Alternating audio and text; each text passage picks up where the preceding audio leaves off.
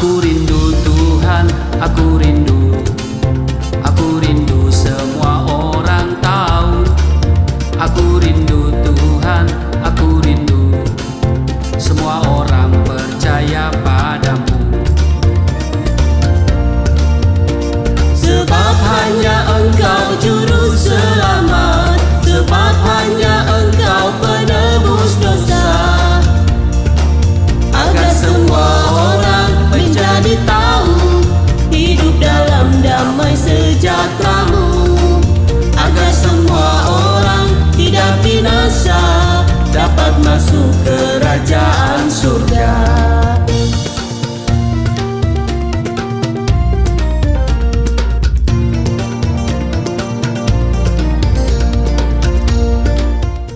Shalom Bapak Ibu, sahabat Galilea yang diberkati oleh Tuhan Yesus. Jumpa lagi bersama saya, Pendeta Rusli Monoarfa dan istri di hari Sabtu. Dan saudara, bagaimana keadaanmu? Sedang dalam persiapan untuk berkegiatan di akhir pekan?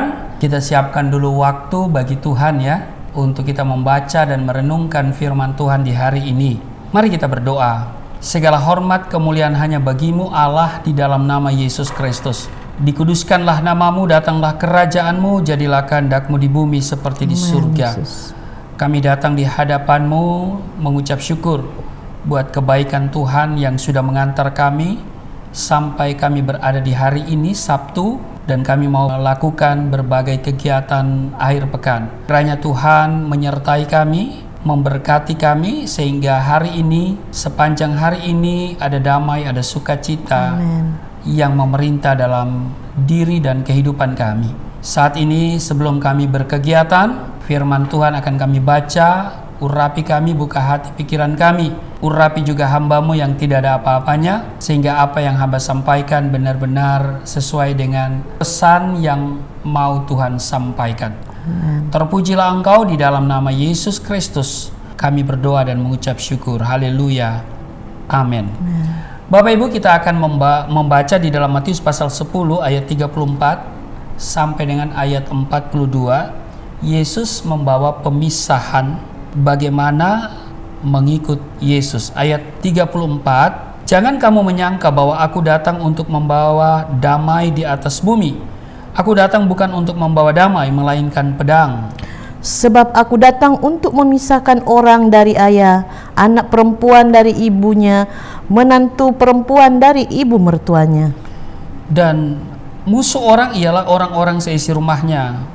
Barang siapa mengasihi bapa atau ibunya lebih daripadaku, ia tidak layak bagiku. Dan barang siapa mengasihi anaknya laki-laki atau perempuan lebih daripadaku, ia tidak layak bagiku.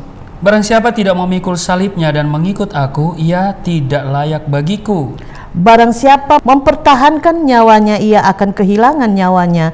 Dan barang siapa kehilangan nyawanya karena aku, ia akan memperolehnya. Ayat 40, barang siapa menyambut kamu, ia menyambut aku. Dan barang siapa menyambut aku, ia menyambut dia yang mengutus aku. Barang siapa menyambut seorang nabi sebagai nabi, ia akan menerima upah nabi. Dan barang siapa menyambut seorang benar sebagai orang benar, ia akan menerima upah orang benar.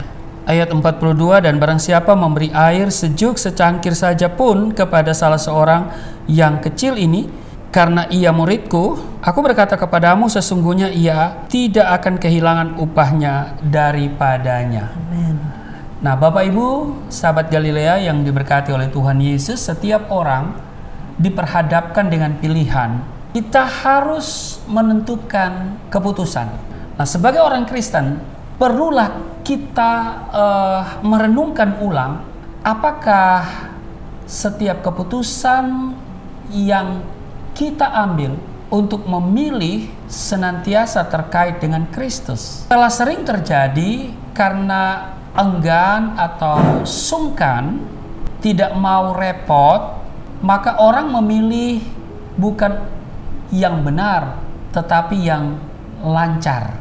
Nah, firman Tuhan pada hari ini yang pertama mengingatkan kita bahwa Injil Yesus Kristus dapat mengakibatkan pemisahan.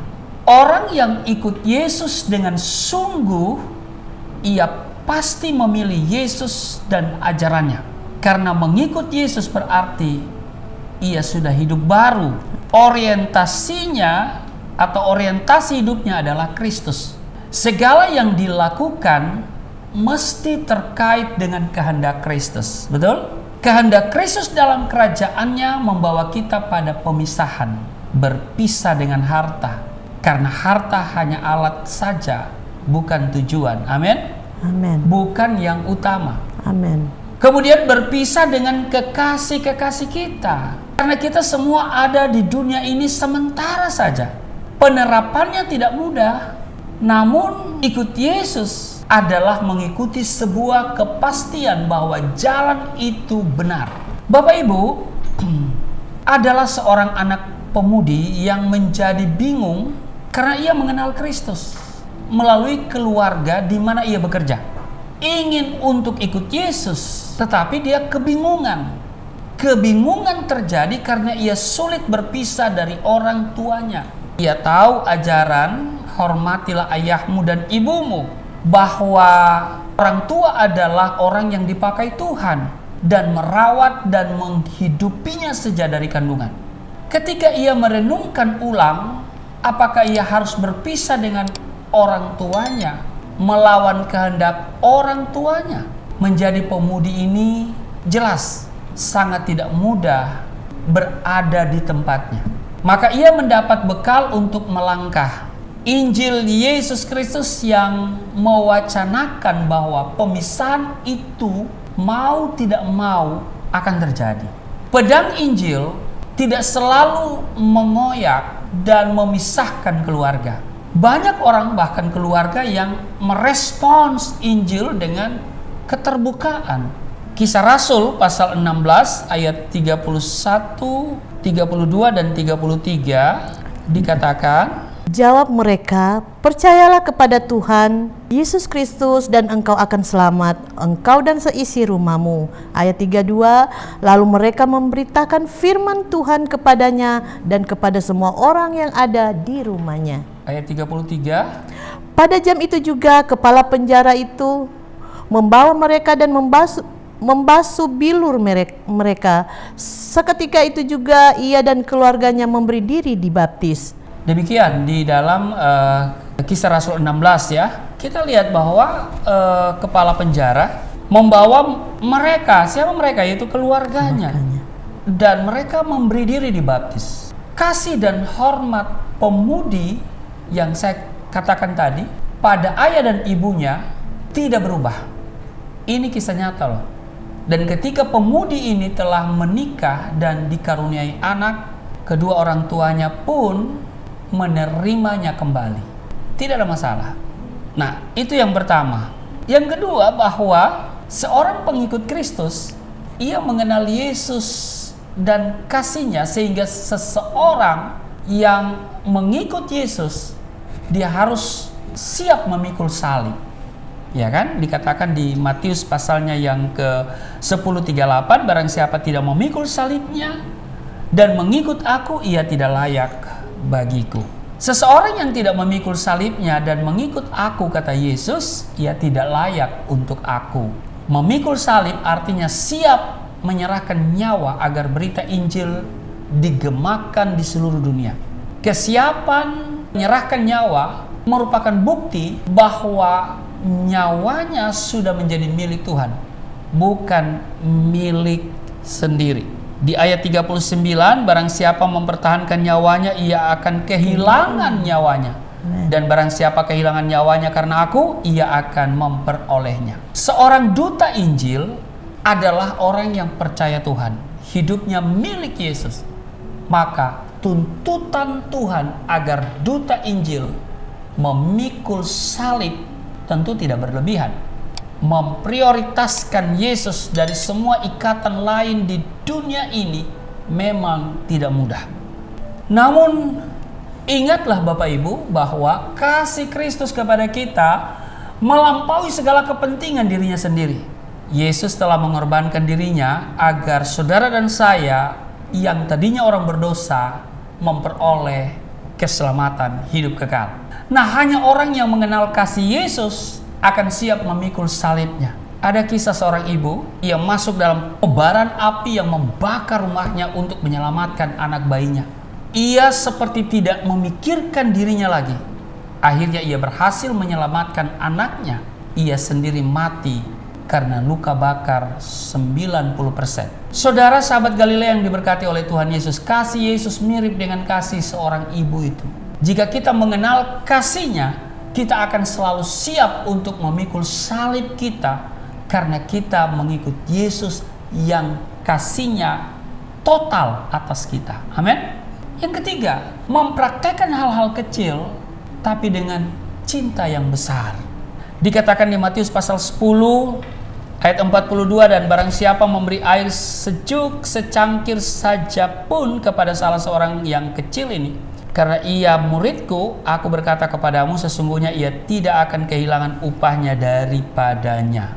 Saudara, kebaikan yang dilakukan meskipun kecil sifatnya, karena kita tidak mampu melakukan sesuatu yang lebih, lakukan saja bila ada kesempatan. Amin. Dan itu akan diterima. Sekalipun hanya memberi air sejuk secangkir saja kepada salah seorang yang kecil ini. Jadi perhatikan betapa luar biasanya hal yang kecil itu, sampai secangkir air sejuk pun merupakan pertolongan yang sangat besar. Amin. Karena itu Bapak Ibu, kiranya setiap kita yang telah menerima keselamatan hidup kekal di dalam Yesus Kristus, kita harus senantiasa mau memikul salib dan prioritas kita adalah Yesus. Amin. Jadi kembali lagi saya ingatkan bahwa firman Tuhan ini yang pertama mengingatkan kita bahwa Injil Yesus dapat mengakibatkan pemisahan, ya kan? Ya, pemisahan terhadap dosa, ya kan? Berpisah dengan harta karena hati kita harus melekat sama Tuhan Yesus, tetapi juga berpisah dengan hal-hal yang kita kasihi secara duniawi. Mungkin itu hobi kita. Pokoknya segala sesuatu tidak boleh melebihi kasih kita kepada Tuhan. Karena itu Yesus bertanya kepada Petrus, apakah engkau mengasihi aku? Nah, kalau kita mengasihi Yesus, tentu kita akan senantiasa mau memikul salib, kita memberitakan Injil, ya toh? Kita memberi diri sepenuhnya kepada Tuhan, dan karena itu kita tahu bahwa setiap yang kita lakukan tidak menjadi sia-sia. Amin. Yang kedua, diingatkan bahwa seorang pengikut Kristus, ia mengenal Yesus dan kasihnya, sehingga seorang pengikut Yesus itu siap memikul salibnya. Dan yang ketiga, bahwa mempraktekkan hal-hal kecil tapi dengan cinta yang besar. Ini yang bisa kita pelajari hari ini di dalam Matius pasal 10 pada ayat 34 sampai dengan 42. Yesus membawa pemisahan. Kiranya hari ini di akhir pekan ini Bapak Ibu semuanya dalam keadaan yang baik-baik saja ketika berkegiatan. Dan kami doa damai sejahtera memerintah dalam hidup Bapak Ibu semuanya. Amin. Tuhan Yesus memberkati. Mari kita berdoa. Terima kasih Tuhan. Hari ini kami diingatkan bahwa Injil Kerajaan Allah itu membawa pemisahan antara hidup duniawi dan hidup surgawi. Maka kami selalu menekankan hal-hal yang sifatnya kekekalan dan bukan hal-hal yang sifatnya duniawi. Kiranya hati kami melekat sama Tuhan, bukan sama harta kekayaan, bukan pada hobi-hobi kami, bukan pada kekasih-kekasih kami secara duniawi, tetapi kami mengasihi Tuhan dengan sungguh-sungguh. Engkau adalah prioritas utama dalam hidup kami. Kami juga harus selalu memikul salib sebagai tanda kasih kami kepada Tuhan. Dan kami juga akan mempraktekkan hal-hal yang kecil, sebab hal-hal yang kecil akan menghasilkan hal-hal yang besar. Terima kasih Tuhan, kiranya hari ini sahabat Galilea semuanya dalam keadaan yang baik-baik saja ketika mereka berkegiatan di akhir pekan ini. Tuhan menyertai dan menolong mereka semua, tidak celaka, tidak sakit, dan segala rancangan jahat dipatahkan dalam nama Yesus. Kiranya hari ini damai sejahtera memerintah atas hidup mereka dan kami semua. Di dalam nama Tuhan Yesus, amin.